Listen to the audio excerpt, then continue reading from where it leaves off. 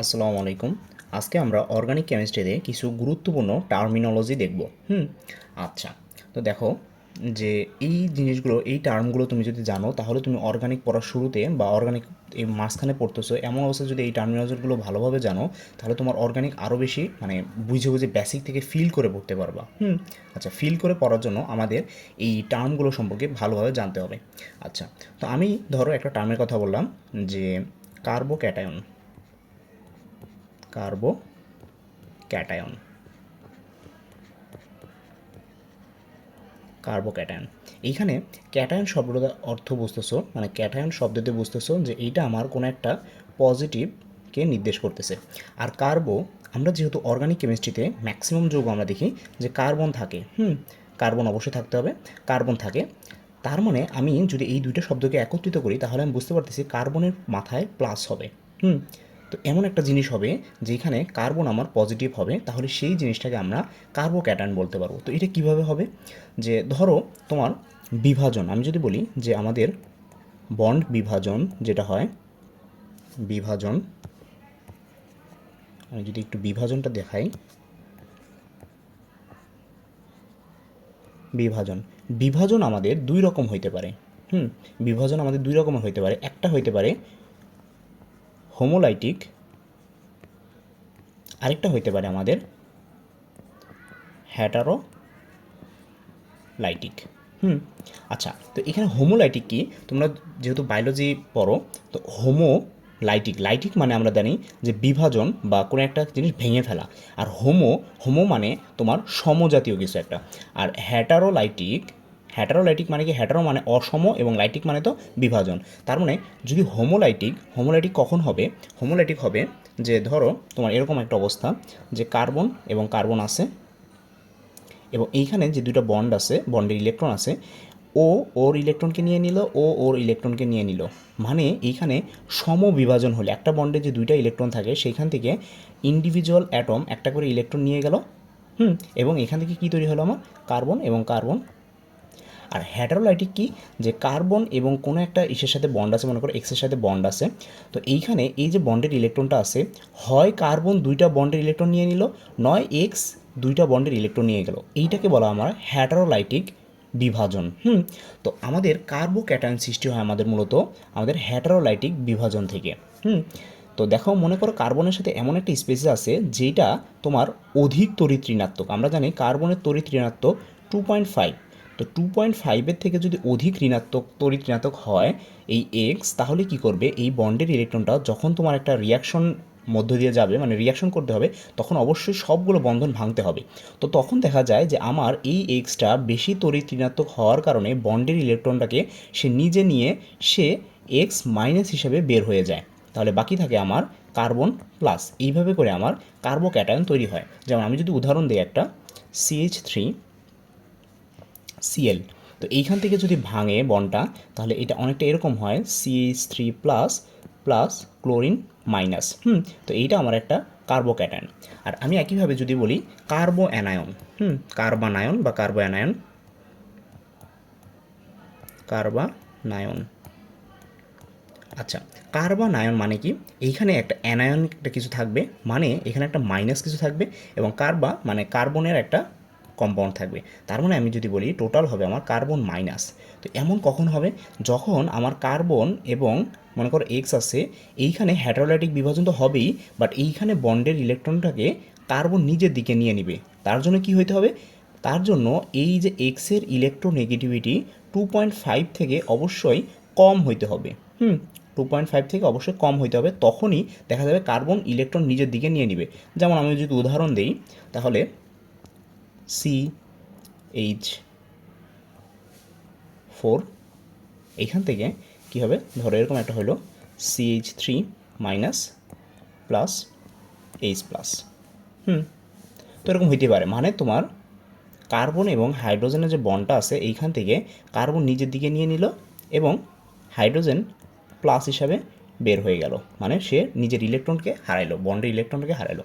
আচ্ছা, এরপরে যদি আমি ফ্রি রেডিকেলের কথা বলি, ফ্রি রেডিকেল, ফ্রি রেডিকেল মানে কি? ফ্রি রেডিক্যাল হলো এমন একটা জিনিস যেখানে তোমার যে বন্ডের ইলেকট্রনটা আছে, এখানে যে দুটো বন্ডের ইলেকট্রন থাকে, এই বন্ডের ইলেকট্রনটাকে ও ওরটা নিয়ে নিল, ও ওর বন্ডের ইলেকট্রনটাকে নিয়ে নিল, মানে তার ভ্যালেন্স শেলে যা ছিল তাই আছে, কোনো এক্সট্রা প্লাস বা নেগেটিভ হয় নাই। এইখানে আমরা দেখছিলাম যে আমাদের যখন হোমোলাইটিক বিভাজন হয় তখনই এমন জিনিসটা হয়। আর হোমোলাইটিক বিভাজন সাধারণত আমার ইউভি লাইটের উপস্থিতিতে হয়। ইউভি লাইটের উপস্থিতিতে হয়। যেমন ধরো তোমার ক্লোরিন এবং ক্লোরিনের ভিতরে বন্ড আছে, এই বন্ডটা থেকে তোমার ভেঙে গেল সামহাও, দেন তোমার এখান থেকে ক্লোরিন একটা ফ্রি রেডিক্যাল এবং ক্লোরিন একটা ফ্রি রেডিক্যাল তৈরি হলো। আরেকটা জিনিস মনে রাখবো, একটা বেসিক জিনিস, যে ফ্রি রেডিক্যাল যখন আরেকটা কম্পাউন্ডের সাথে রিয়াকশন করে, যেমন ধরো আমি এরকম একটা রিয়াকশন দিলাম CH3H মানে মিথেন, এটার সাথে যদি তোমার একটা ফ্রি রেডিক্যাল রিয়াকশন করে তখন তোমার এখান থেকে একটা এইচ সেল তো তৈরি হবেই, প্লাস একটা ফ্রি রেডিক্যাল তৈরি হবে। মানে কি বললাম, যদি তোমার একটা ফ্রি রেডিক্যাল একটা অর্গানিক কম্পাউন্ডের সাথে রিয়াকশন করে তাহলে সে আরেকটা ফ্রি রেডিক্যাল তৈরি করে। যতক্ষণ পর্যন্ত না এই রিয়াকশনটা, এটা অনেকটা চেইন রিয়াকশনের মতো, যতক্ষণ না আমি রিয়াকশনটাকে আটকাই, মানে শেষ না করি, ফ্রি রেডিক্যাল লাস্টে রিয়াকশন না করে। আচ্ছা, তো এরপরে আমরা যেটা আমরা দেখব সেটা হলো আমাদের ধরো কাইরাল কার্বন। আমি যদি বলি chiral carbon, chiral carbon chiral carbon জিনিসটা কি? আমরা যে সময় স্টেরিও কেমিস্ট্রি পড়ি বা বলতে পারো যে আমাদের যে সমাণু পড়ি আমরা, সমাণু পড়ার ওইখানে আলোক সমাণুতে আমরা কাইরাল জিনিসটা দেখি। কাইরাল কার্বন আসলে কি নির্দেশ করে? কাইরাল কার্বন আসলে নির্দেশ করে তোমার ওই পার্টিকুলার যৌগটা আলোক সক্রিয় কিনা। আমি যদি বলি আলোক সক্রিয় কিনা। আচ্ছা, আলোক সক্রিয় কি? আলোক সক্রিয় হলো তোমার ওই যৌগটা তোমার প্ল্যান পোলারাইজড আলোকে, বা যেটাকে বাংলায় বলে মানে একই তলের উপরে আলো। আমরা জানি যে আলো বিভিন্ন ডিরেকশনে থাকে।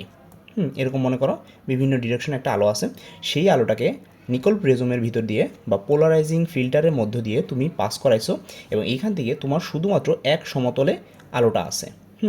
এমন একটা আলোকে যদি তুমি এমন একটা যৌগ যে আলোক সক্রিয় যৌগ, তার মধ্যে দিয়ে যদি পাস করাও তাহলে দেখবা এইখানে এই আলোটা হয়তো একটা ডিরেকশনে, হয়তো এই এই ডিরেকশনে যাইতেছিল, বা এই ডিরেকশনে একটা নির্দিষ্ট অ্যাঙ্গেলে তোমার এই আলোটা বাঁকাই দিছে, বা এটা ধরো প্লাস অ্যাঙ্গেলে বাঁকাইছে, এটা ধরো মাইনাস অ্যাঙ্গেলে বাঁকাইছে, তো যে কোনো এক অ্যাঙ্গেলে বাঁকাবে। তো এটা আমরা সামনে আমরা আরও দেখব যে ডেক্সট্রো রোটেটরি, লেবো রোটেটরি। আচ্ছা, তো যেটা বলতেছিলাম যে কাইরাল কার্বন কি? কাইরাল কার্বন হলো যেই কার্বন অপ্রতিসম কার্বন বলতে পারো, মানে যেই কার্বনের চারটা হাতে তোমার ভিন্ন ভিন্ন ভিন্ন ভিন্ন মূলক যুক্ত থাকবে। অ্যাটম বা ভিন্ন ভিন্ন মূলক যুক্ত থাকলে তাকে আমরা কাইরাল কার্বন বলি, এবং কাইরাল কার্বনকে আমরা সি স্টার দিয়ে প্রকাশ করি। আচ্ছা, ঠিক আছে। তো এরপর আমরা যে টার্মটা দেখব সেটা হলো আমাদের নিও এবং আইসো টার্ম। নিও এবং আইসো আমরা নামকরণের ক্ষেত্রে নিও এবং আইসো দেখি, যদিও এটা অনেক প্রাচীন একটা পদ্ধতি, বাট এটা আমাদের অনেক সময় দেখা যায় এমসিকিউতে চলে আসে। তো নিও মানে কি বোঝায় এবং আইসো মানে কি বোঝায়? তো আমি যদি বলি যে নিও হলো তারা, নিও হলো যে ধরো এমন একটা জিনিস আছে, আমি আর হাইড্রোজেনগুলো লিখতেছি না, তো এরকম একটা জিনিস আছে, এইখানে এই স্ট্রাকচারটাকে বলা হয় নিও স্ট্রাকচার। মানে তুমি অনেকটা বলতে পারো যে এই কার্বনের সাথে এখানে চারটা কার্বন আছে, চারটা কার্বন আছে, তো এই শেপটাকে বলা হয়, যদি দেখো এই শেপটাকে বলা হয় আমার নিও শেপ। আর আইসো শেপ কি? আইসো শেপ হলো ধরো এরকম আছে, এইখানে এই যে এই শেপটা আছে, এই শেপটাকে বলে আমরা আইসো শেপ। আইসো শেপ, বা বলতে পারো যে এটা এরকম অনেকটা, অনেকটা এরকম, তো এইটাকে আমরা আইসো শেপ বলি। আচ্ছা, তো এরপরে আমরা যে টার্মটা দেখব সেটা হলো আমাদের নিউক্লিওফাইল। নিউক্লিওফাইল। আচ্ছা, নিউক্লিওফাইল জিনিসটা কি? নিউক্লিওফাইল জিনিসটা হলো, আমি যদি একটু ভাঙি, ফাইল বা ফাইলটা হলো তোমার লাভার, মানে কোনো একটা কিছুর প্রতি আকর্ষিত হবে, এবং নিউক্লিও মানে নিউক্লিয়াসের প্রতি আকর্ষণ থাকে।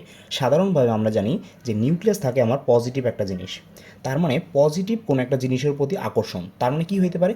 তার মানে আমাদের হইতে পারে সে একটা নেগেটিভ কিছু একটা, আমি যদি বলি সে হবে, বাট সে হবে নিজে একটা নেগেটিভ, যেহেতু সে পজিটিভের প্রতি আকর্ষিত, তার মানে নিজে হইতে হবে তার নেগেটিভ, তখনই তো সে পজিটিভের প্রতি আকর্ষণ দেখাবে। তো নেগেটিভ কী হইতে পারে, দুই রকমের হইতে পারে। আমি যদি বলি একটা হলো যে প্রশম প্রশম নিউক্লিওফাইল, আরেকটা হলো নেগেটিভ নিউক্লিওফাইল। প্রশম মানে কি, প্রশম মানে কি, যে ধরো তোমার কাছে আছে H2O, এইটার কোনো চার্জ নাই, এটা তুমি দেখলে বুঝতে পারবা না যে এইটা পজিটিভের প্রতি আকর্ষিত, বাট এইটা পজিটিভের প্রতি আকর্ষিত, কারণ এখানে অ্যাভেলেবেল লোন পেয়ার আছে। অ্যাভেলেবেল লোন পেয়ার আছে, যে লোন পেয়ার তোমার এই কী বলে এটাকে নিউক্লিয়াসের দিকে দিতে পারে, সেন্ট্রাল অ্যাটমের দিকে দিতে পারে, যেমন তোমার NH3। ও একটা প্রশম নিউক্লিওফাইল বাট প্রশম নিউক্লিওফাইল কেন, কারণ ওর পটেনশিয়াল আছে, ও লোন পেয়ার বা ইলেকট্রন দিতে পারে। আচ্ছা, আরেক রকমের হইতে পারে যে তোমার একেবারে দেখলে আমরা যেটা বুঝতে পারি, ধরো তোমার Cl মাইনাস, OH মাইনাস, তো এরকম নিউক্লিওফাইলগুলো, এরা হলো মানে দেখাই যাইতেছে এরা নিউক্লিওফাইল, এদের এখানে অ্যাভেলেবেল ইলেকট্রন বা লোন পেয়ার আছে, যে সে মানে পজিটিভ কোনো একটা জিনিসকে দিতে পারবে। আচ্ছা, এরপর আমরা যদি দেখি ইলেকট্রোফাইল,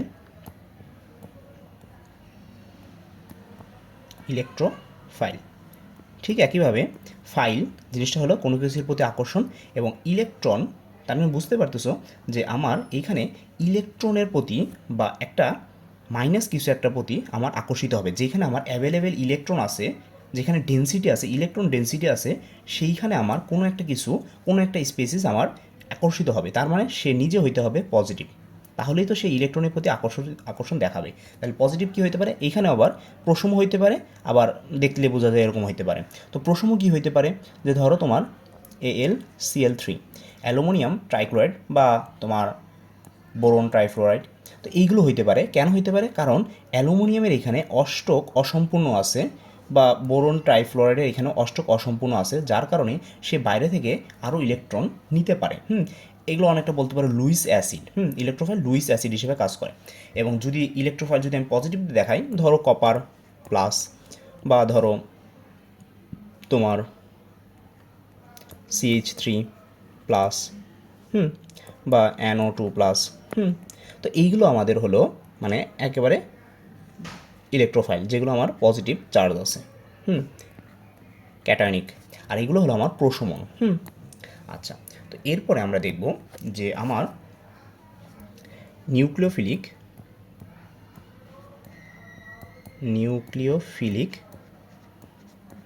বিক্রিয়া। তো এই নিউক্লিওফিলিক বিক্রিয়া দুই রকমের হইতে পারে। একটা হইতে পারে আমার নিউক্লিওফিলিক প্রতিস্থাপন,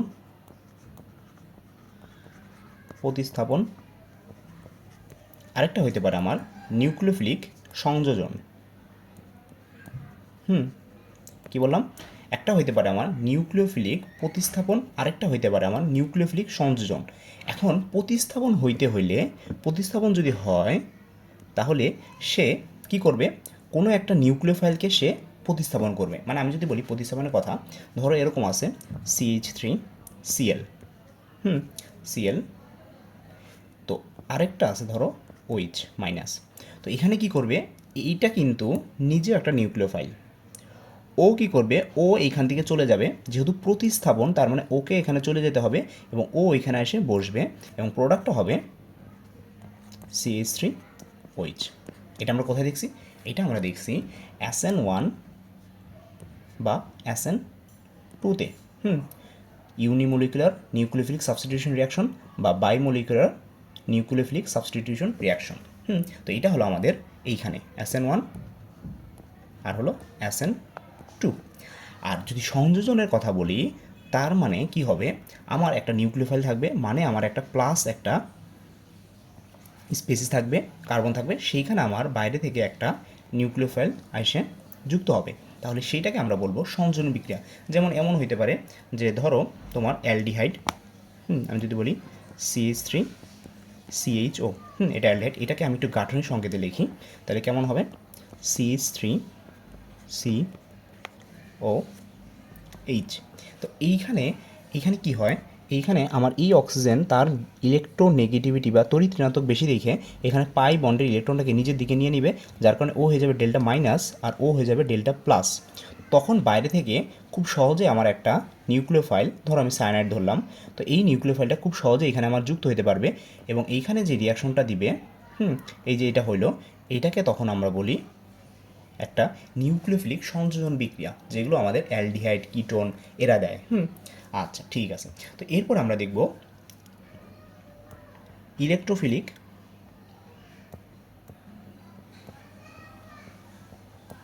ইলেকট্রোফিলিক বিক্রিয়া। ইলেকট্রোফিলিক বিক্রিয়া, তো এই বিক্রিয়াটা আমরা কোথায় দেখছি? ইলেকট্রোফিলিক বিক্রিয়া দেখছি আমরা কোথায় দেখছি? ইলেকট্রোফিলিক সংযোজন বিক্রিয়া, এটাও দুই রকমের হইতে পারে। একটা হইতে পারে সংযোজন, আরেকটা হইতে পারে প্রতিস্থাপন। প্রতিস্থাপন। তো এইখানে আমরা ইলেকট্রোফিলিক সংযোজন বিক্রিয়া কোথায় দেখছি? ইলেকট্রোফিলিক সংযোজন বিক্রিয়া দেখছি আমরা মার্কনিকভ নীতিতে।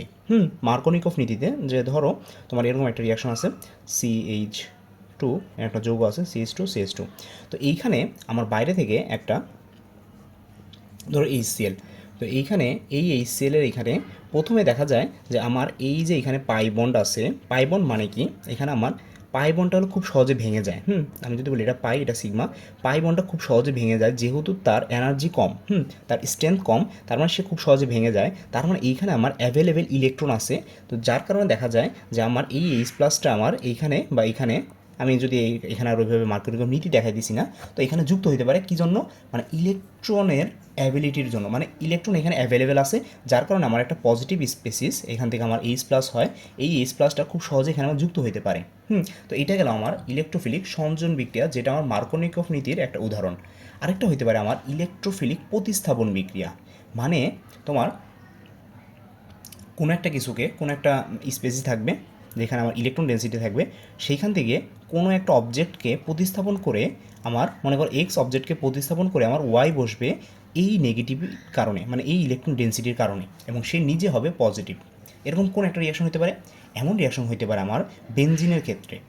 আমরা দেখছি বেনজিনে 5 রকমের ইলেকট্রোফিলিক প্রতিস্থাপন বিক্রিয়া দেয়, যেমন তোমার ক্লোরিনেশন, নাইট্রেশন, সালফোনেশন, তারপরে ফিডেলক্রাফট, অ্যাসাইলেশন, অ্যালকাইলেশন। তো এইসব রিয়াকশন আমরা সবসময় দেখি যে আমার একটা বেনজিন থাকে এবং আমি এখানে হাইড্রোজেনটা বের করে রাখলাম, এবং এইখান থেকে আমার ধরো নাইট্রোনিয়াম আয়ন বা ধরো ক্লোরাইড প্লাস, যদিও এখানে ক্লোরাইড প্লাস দেখতে অদ্ভুত লাগতেছে, বাট এটা হয়। আচ্ছা, দেন তোমার হইতে পারে যে CH3+, বা হইতে পারে সি, এটা কি হইতে পারে? এটা হইতে পারে COCH3, বা তোমার আরেকটা কোনটা বাকি গেল, বা হইতে পারে SO3H। তো এইগুলো তোমার এই যে কোনো একটা তোমার যুক্ত হয়ে তোমার বেনজিন এই হাইড্রোজেনকে এখানে মূলত এই হাইড্রোজেনকে এখান থেকে প্রতিস্থাপন করে এইটা নয় এইটা নয় এইটা নয় এটা, এগুলো বসতে পারে। আচ্ছা, তো এটা গেল আমার ইলেকট্রোফিলিক প্রতিস্থাপন বিক্রিয়া। দেন আমি যদি বলি যে এইখানে আরেকটা টপিক আসে আমাদের, মানে আরেকটা টার্ম আসে, যেটা হলো আমাদের আবেশীয় ফল। আবেশীয় ফল, বা ইংলিশে যেটাই বলে ইন্ডাকটিভ ইফেক্ট। আবেশীয় ফল জিনিসটা কি, আমি যদি খুবই সংক্ষেপে বলি, যে ধরো তোমার কাছে একটা বন্ড আছে বেনজিন, এবং ধরো এখানে একটা এক্স একটা জিনিস আছে, তো এখানে এই যে এইখানে এই যে এইখানে তো তোমার একটা কার্বন আছে, কার্বন আছে। তার মানে আমি যদি বলি একেবারে এই জিনিসটা পুরোটা, এটা হলো এখানে একটা কার্বন এবং এক্সের ভিতরে বন্ড। এই বন্ডটা আমি জাস্ট জুমিং করে দেখাইতেছি। তো এই বন্ডের এইখানে বন্ডে দুটো ইলেকট্রন আছে। যদি এমন হয় যে এক্স বেশি ঋণাত্মক, তড়িৎ ঋণাত্মক, মানে কার্বনের থেকে, তখন কি করবে, এই বন্ডের ইলেকট্রনটা নেট শিফটটা আমার এই দিকে হবে। নেট শিফটটা আমার এইদিকে হবে, যার কারণে দেখা যাবে আমার এইটা হয়ে যাবে ডেল্টা মাইনাস এবং এটা হয়ে যাবে আমার ডেল্টা প্লাস। মানে কার্বন এখান থেকে ইলেকট্রন হারানো মানে সে বন্ডের যেই মানে এই কী বলে এটাকে রিং, এই রিং পুরোটা মানে কী বলে এটাকে, রিং থেকে ইলেকট্রন হারাইতেছে, ইলেকট্রন ডেন্সিটি হারাই যেতেছে রিং থেকে, মানে কার্বন হারানো মানে পুরো রিং থেকে হারানো। তার মানে আবেশীয় ফল হলো এমন একটা জিনিস যেখানে বন্ডের ইলেকট্রনটাকে কার্বন থেকে নিয়ে নেওয়া হবে। কার্বন থেকে নিয়ে নেওয়া হবে। তো এই আবেশীয় ফল দুই রকমের হইতে পারে। একটা হইতে পারে আমার পজিটিভ ইন্ডাকটিভ ইফেক্ট, আরেকটা হইতে পারে নেগেটিভ ইন্ডাকটিভ ইফেক্ট। যখন তোমার রিং যখন তোমার রিং বা কার্বন ইলেকট্রন ডেন্সিটি নিজের দিকে নিতে পারবে তখন সেটা হবে পজিটিভ ইন্ডাকটিভ ইফেক্ট। আর যখন বন্ডের ইলেকট্রনটাকে এক্সের দিকে চলে যাবে, যখন রিং থেকে দূরে চলে যাবে, তখন আমাকে বলি এটা মাইনাস ইন্ডাকটিভ ইফেক্ট। ঠিক একইভাবে আরেকটা টার্ম আসে আমাদের, যেটাকে আমরা বলি মেসোমারিক ফল। মেসোমারিক ফল এই জিনিসটা অনেক ইন্টারেস্টিং, যে আবেশীয় ফলের মতোই এটা অনেকটা জিনিসটা, বাট এইখানে মুক্তজোর মানে লোন পেয়ারের জিনিসটা আসে, লোন পেয়ার বা পাই বন্ডের জিনিসটা আসে। যেখানে তোমার ইলেকট্রনটা আরও বেশি মুভমেন্ট করতে পারে। আমি যদি বলি যে মেসোমারিক ফলটা এরকম, যে ধরো তোমার এখানে ধরো রিং আছে এবং এইখানে ধরো নাইট্রোজেনই আছে, আমি ধরলাম নাইট্রোজেন আছে। তো এইখানে নাইট্রোজেনের দুটো লোন পেয়ার আছে। তো এখানে দুইটা জিনিস হবে। এখানে কি হবে, এই যে বন্ডের ইলেকট্রনটা আছে, এই যে বন্ডের ইলেকট্রনটা আছে, নাইট্রোজেনের ইলেকট্রোনেগেটিভিটি আমার 3.0 এবং কার্বনের ইলেকট্রোনেগেটিভিটি আমার 2.5। তার মানে বুঝতে পারতেছো এখানে নাইট্রোজেন বন্ডের ইলেকট্রনটাকে নিজের দিকে নিবে, যার কারণে এখানে হবে minus inductive effect. But mesomeric ফল বা মেসোমারিক ইফেক্টটা কখন হবে, যখন তোমার এই যে লোন পেয়ারটা আছে, এই লোন পেয়ারটা কী করবে, তোমার বলয়ের দিকে যাবে বা রিংয়ের দিকে যাবে। রিংয়ের দিকে যে সময় তোমার যাবে তখন সেটাকে আমরা বলি মেসোমারিক ফল। আরেকটু স্পেসিফিকভাবে বললে প্লাস মেসোমারিক ফল। এবং দেখা যায় এই জিনিসটা মানে দেখা যায় যে আমার এই ইন্ডাকটিভ ইফেক্ট এবং মেসোমারিক ইফেক্টের ভিতরে আমার অলওয়েজ মেসোমারিক ইফেক্টটা জয়যুক্ত হয়। মানে ওর প্রভাবটা বেশি, কারণ এইখানে লোন পেয়ার হলো মুক্ত অবস্থায় আছে। আমি যদি বলি লোন পেয়ারটা হলো মুক্ত অবস্থায়, ও কারো মানে বাউন্ডারিতে নাই, শুধুমাত্র নাইট্রোজেনের বাউন্ডারিতে আছে বলা যায়। আর এইখানে এই যে এই বন্ড পেয়ার ইলেকট্রনটা ও দুইজনের বাউন্ডারিতে আছে, মানে কার্বনের বাউন্ডারিতেও আছে এবং নাইট্রোজেনের বাউন্ডারিতে আছে, যার কারণে ও এতটা বেশি শিফট করতে পারে না যতটা লোন পেয়ার শিফট করতে পারে। যার কারণে দেখা যায় আমার প্লাস মেসোমারিক ইফেক্ট আমার মাইনাস ইন্ডাকটিভ ইফেক্ট থেকে বেশি প্রভাবশালী হয়। আচ্ছা, এরপরে আমরা যেই এটা দেখব সেটা হলো আমাদের আলফা, বিটা, গামা, কার্বন। এই জিনিসগুলো আমাদের অনেক সময় লাগে, যার কারণে আমরা বুঝতে পারি না কোনটা আলফা কার্বন, কোনটা বিটা কার্বন, কোনটা গামা কার্বন। আচ্ছা, তো আমি যদি বলি যে আমাদের আলফা কার্বন, বিটা কার্বন এগুলো কি, এগুলো হলো যে ধরো তোমার কাছে একটা অ্যালকোহল আছে CH3 CH2 CH2OH, এটা আমাদের একটা প্রোপানল। তো এই প্রোপানলের এইটাকে আমরা বলি কার্যকরীমূলক, মানে অ্যালকোহলের কার্যকরীমূলক।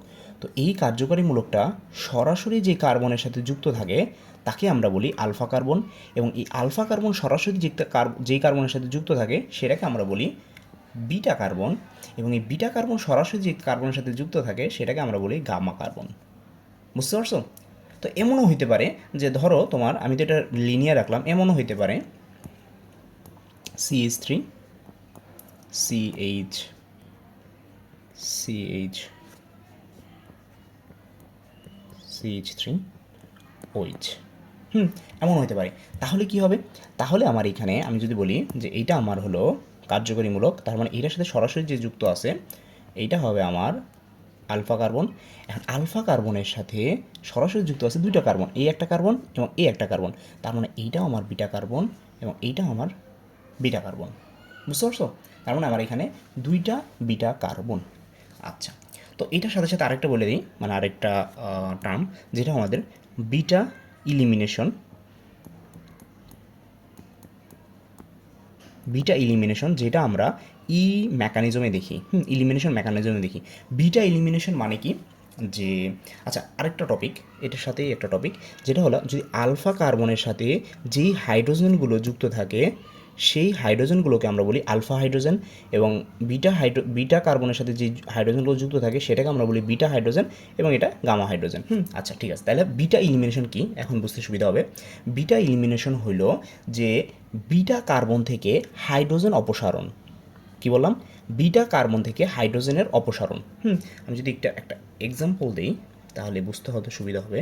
যে ধরো তোমার কাছে আছে এরকম CH3 CH2 CH2 OH এবং এখানে আছে CH3।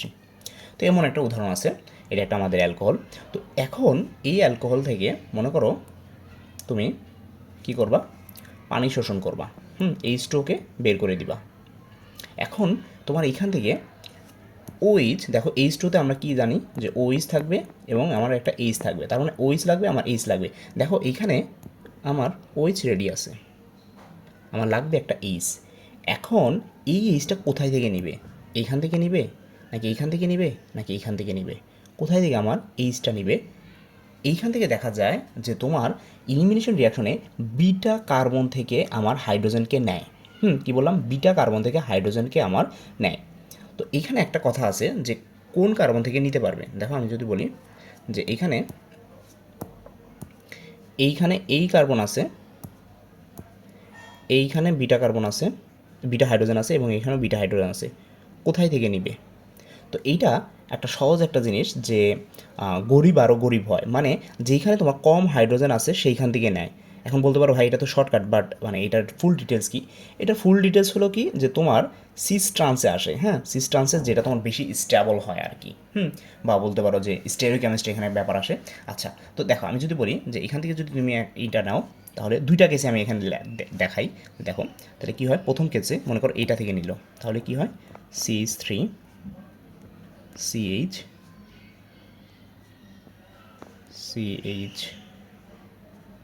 এখানে একটা জিনিস ভুল লিখছি আমি, এখানে এই হাইড্রোজেনটা হবে না।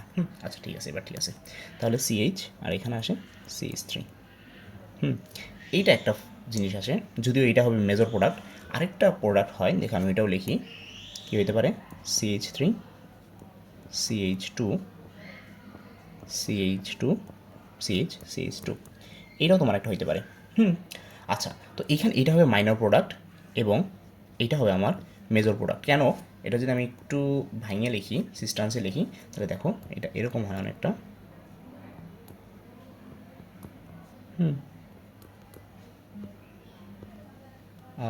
এটা কেমন হয়ে গেল? আচ্ছা ধরো এই যে এখানে যে CH3, এটা হ্যাঁ, তাহলে দেখো এইরকম একটা প্রোডাক্ট হইতেছে। তখন দেখা যায় যে ডাবল বন্ডটা যদি মাঝখানে থাকে তখন এটা বেশি স্টেবল হয়। এগুলো তোমরা আরও হাই স্টাডিতে পড়বা। আচ্ছা যাই হোক, তো এইটা হলো আমার বিটা ইলিমিনেশন রিয়াকশন। আচ্ছা, তো এরপরে আমরা যেই টার্মটা দেখব সেটা হলো আমাদের পোলার দ্রাবক। আমরা SN1 SN2-তে পোলার দ্রাবক, অপোলার দ্রাবক এগুলো দেখছি। পোলার এবং অপোলার দ্রাবক, পোলার এবং অপোলার দ্রাবক জিনিসটা আসলে কি? পোলার দ্রাবক, অপোলার দ্রাবক। আচ্ছা, পোলার জিনিসটা মানে কি? পোলার মানে যেইখানে আমার ডাইপোল মুভমেন্ট থাকবে, আর অপোলার দ্রাবক মানে যেখানে আমার ডাইপোল মুভমেন্ট থাকবে না বা ক্যান্সেল আউট হয়ে যাবে। তো এমন কি হইতে পারে, পোলার দ্রাবক মানে সলভেন্ট, মানে যেটা একটা লিকুইড যেখানে আমার মানে দ্রবীভূত হবে। তার মানে পোলার দ্রাবক কি হইতে পারে, যেমন ধরো আমার পানি হইতে পারে। কেন? কারণ পানিতে আমার ডাইপোল মুভমেন্ট আছে, বা পানি একটা পোলার, ডেল্টা প্লাস ডেল্টা মাইনাস এগুলো থাকে। বা ধরো মিথানল CH3OH, এখানে একটা পোলারিটি সৃষ্টি হয়। বা অপোলার দ্রাবক যেখানে আমার কোনো পোলারিটি সৃষ্টি হয় না একেবারেই, যেমন তোমার হয় বেনজিন। ধরো দেখছো কোনো দিন বেনজিনে নেগেটিভ বা পজিটিভ হয়? হ্যাঁ, বেনজিন কিন্তু একেবারে অপোলার, কোনো নাই এখানে। বা হইতে পারে ধরো CH4, মিথেন। বা হইতে পারে ধরো তোমার টুলুইন। এগুলো একেবারে অপোলার। হ্যাঁ, তো এইটা কেন আমাদের লাগে? এটা লাগে আমার লাইক ডিসলভস লাইক, যেমন বাবা তেমন পুত্র। মানে লাইক ডিসলভস লাইক মানে কি যে আমার পোলার যৌগগুলো পোলার দ্রাবকে দ্রবীভূত হবে এবং অপোলার যৌগগুলো আমার অপোলার দ্রাবকে দ্রবীভূত হবে।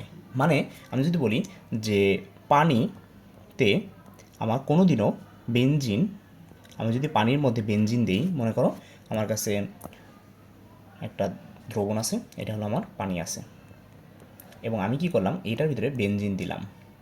এটার ভিতরে আমি বেনজিন দিলাম, তাহলে এই দুইটা কোনো দিনও মিশবে না। কারণ পানি একটা পোলার এবং বেনজিন একটা অপোলার, এটা মিশবে না। বাট তুমি যদি এই বেনজিনটাকে তেলের ভিতরে দাও তাহলে সে মিশে যাবে, যেহেতু দুইটাই অপোলার। আচ্ছা, এরপরে আমরা যে এটা দেখব যে ধরো রেজোনেন্স। রেজোনেন্স জিনিসটা কি, এটা অনেক আগেই ছিল, আমার আস্তে আস্তে মনে পড়তেছে। রেজোনেন্স, রেজোনেন্স কি? রেজোনেন্স হলো এমন একটা জিনিস যে একটা যৌগের মাল্টিপল বা মানে একের অধিক স্ট্রাকচার থাকতে পারে। ধরো তোমার বেনজিনের এরকম স্ট্রাকচার থাকতে পারে, এই একটা স্ট্রাকচার, এরকম একটা স্ট্রাকচার থাকতে পারে, বা ধরো এটাকে আমরা একেবারে শর্ট ফর্মে লিখি এই যে করলা। তাহলে রেজোনেন্স হলো এই অবস্থায় থাকতে পারে বা এই অবস্থায় থাকতে পারে। বাট তুমি যদি মানে কি বলে এটাকে যে দেখো, তাহলে দুইটাই কিন্তু সিমেট্রিক, মানে তুমি আলাদা করতে পারবে না। জাস্ট মানে পাই বন্ডের শিফটিংটা হয়েছে, পাই বন্ড শুধুমাত্র শিফটিং হয়েছে, বাট তোমার দুইটা স্ট্রাকচার কিন্তু একেবারে একই রকম। তুমি যদি এই যে এই বেঞ্জিনটা আছে না, আমরা যেটা আঁকি, এটা হলো প্রতিনিয়ত ঘুরতেছে, তো এইটা ঘুরতে ঘুরতে এরকম একটা জিনিস দেখায়। তুমি যদি এইটার এই পিকচারটার একটা মানে এই যৌগটার একটা ছবি তুলো, স্টিল পিকচার তুলো, তাহলে তুমি এইটা নয় এইটা দেখতে পাবা। বুঝতে পারছো? আচ্ছা, রেজোনেন্স কি? রেজোনেন্স হলো তোমার একটা হাইব্রিড স্ট্রাকচার, যেখানে তোমার মানে একের অধিক একটা পসিবল স্ট্রাকচার থাকতে পারে। এবং এটা কেন করে? এটা করে হলো স্ট্যাবলের জন্য, রাখা স্ট্যাবল অর্জন করার জন্য, স্ট্যাবিলিটির জন্য আমার রেজোনেন্স প্রদর্শন করে।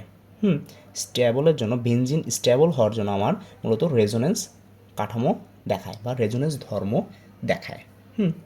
আচ্ছা, তো এই তো এইগুলোই ছিল আমার তোমার কি বলে এটাকে অর্গানিক কেমিস্ট্রিতে কিছু টার্ম। তো এইগুলো মানে এইগুলো তুমি যদি আস্তে আস্তে দেখবা, যে সময় মানে রিয়াকশন যে সময় আস্তে আস্তে তুমি যে সময় করবা কী বলে এটাকে অর্গানিক কেমিস্ট্রি পড়তে থাকবা, তখন দেখবা যে এইসব টার্মগুলোর জন্য অনেক সময় অনেক কষ্ট হয়, পড়া বুঝতে অসুবিধা হয়। তো এই টার্মগুলো যদি তুমি জানো, তাহলে তুমি অর্গানিক যদি পড়তে চাইবা বা পড়তেছো, তাহলে তোমার অনেক সুবিধা হবে। তো আজকে আমাদের এ পর্যন্তই।